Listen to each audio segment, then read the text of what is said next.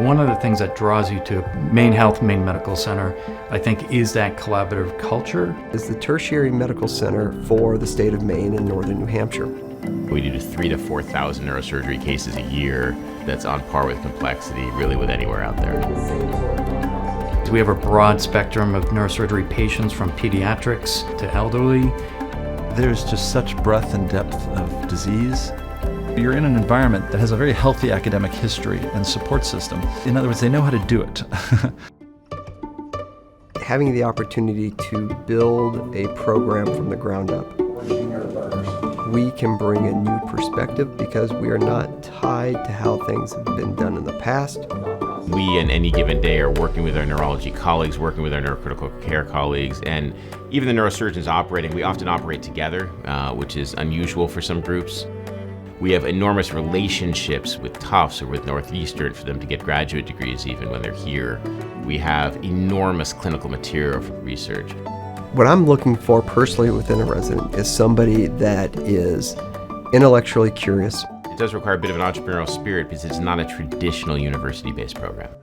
The emphasis for our training program is experiential learning.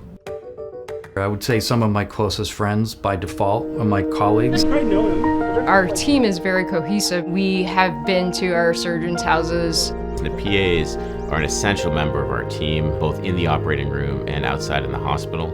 We have multiple faculty that will be guiding the resident through their transition from their first year through their seventh. By the time they graduate, they're going to be able to take care of not just routine, standard neurosurgical issues, but also the more complex things that come up. You should choose both the academic portion, but also where you live. Maine in general, it's just an amazing place to live, raise a family. I hike a ton, both in Maine and New Hampshire. I camp, I rock climb.